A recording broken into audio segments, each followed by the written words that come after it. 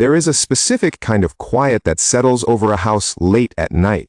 You open your banking application and see the balance has crossed $10,000. It usually does not happen all at once or through some dramatic windfall. Instead, it is the quiet, exhausting result of months of redirecting small income streams. You are delaying necessary purchases and working mandatory overtime to steadily accumulate capital. You might be sitting at your kitchen table after the household has gone to sleep, staring at that five-figure number. There is a profound sense of physical relief. You have built a protective wall between yourself and the panic of emergencies. You know an unexpected bill will not immediately trigger a financial catastrophe, but that relief is quickly replaced by a new, insidious kind of anxiety. The cultural narrative surrounding money does not allow cash to simply sit in peace. The immediate assumption is that idle money is wasted money. You are told that inflation is a silent thief eroding your purchasing power daily. You are missing out on the mathematical miracle of compound interest. You feel obligated to become an investor, market strategist, or real estate mogul overnight.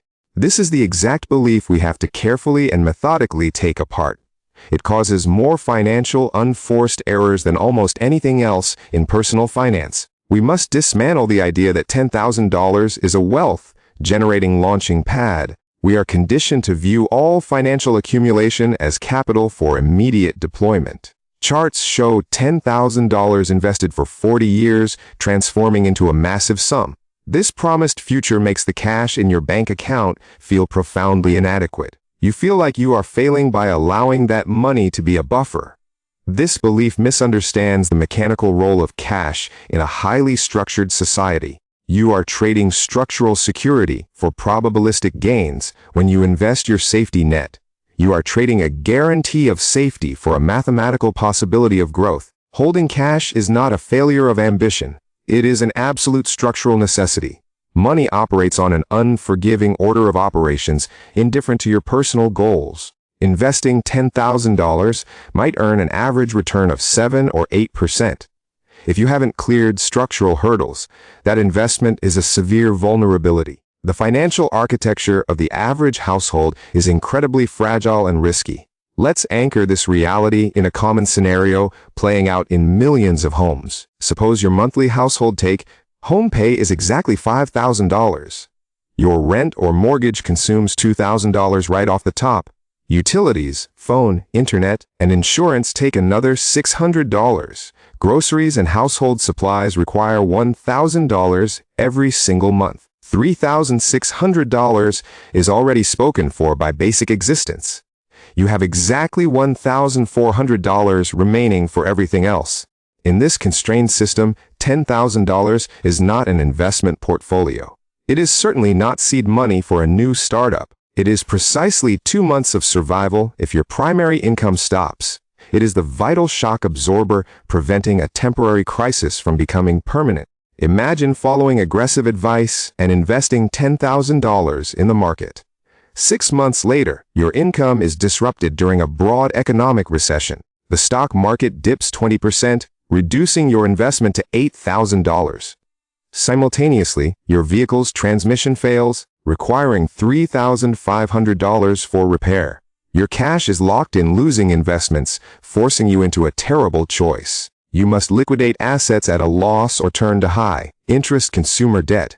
Putting the repair on a credit card at 24% interest is a trap. This mathematical trap keeps the middle class running in place for decades.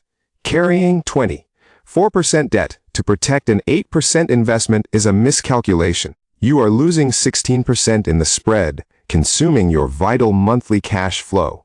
Let's look at a different scenario to understand the hidden yield of cash. Consider a toxic workplace where stress degrades your health and family relationships. With $0 in the bank, you are a hostage to your paycheck. You cannot speak up, set boundaries, or resign to find better employment. You must endure because missing one paycheck leads to immediate insolvency. $10,000 in a savings account shifts your professional power dynamic. That money acts as a severance package you have funded for yourself. It buys you the time needed to resign and find a new position. A new job paying $8,000 more creates an 80% return. You negotiated from a position of strength rather than a position of desperation. You earned that return by having the liquidity to navigate the system. Commentators warn that inflation eats away at your $10,000. But the cost of no cash during a crisis is exponentially higher. Generic advice to invest every dollar shatters against the reality of life. The utility of $10,000 shifts depending on your life stage. $10,000 is not a safety net if you have debt. It is an illusion of safety sitting next to a burning fire. The money is the tool required to stop the mathematical bleeding of debt. Pay down the principal and reclaim the interest draining your monthly cash flow. If you have eliminated debt and have stable employment, cash is purely defensive. It is not there to make you rich. It prevents becoming poor again. Recognizing that aggressive strategies don't work yet is a sign of financial maturity. You must understand that progress in personal finance is strictly sequential. You cannot skip stabilization and survive the volatility of wealth accumulation.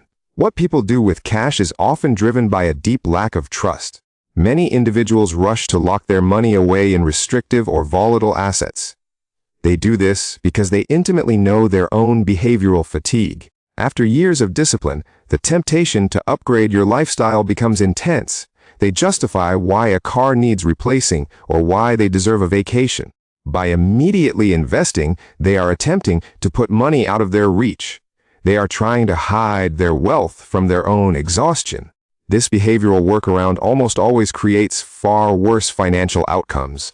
When an emergency strikes, like a leaking roof or medical bills, you must meet an $8,000 medical maximum before insurance begins. They are forced into expensive borrowing because they artificially constrained their liquidity. They have essentially engineered their own financial vulnerability. Wealth is built slowly within tight constraints and requires quiet discipline. You must sit still with resources rather than searching for optimizations. You must accept that a fully funded emergency buffer is boring. It is not supposed to excite you or outpace inflation. It is the foundation of the house, holding the structure up. You do not expect the concrete foundation to appreciate in value. Resilience is marked by recognizing that liquidity is your ultimate defense. The world is constantly trying to charge you for existing.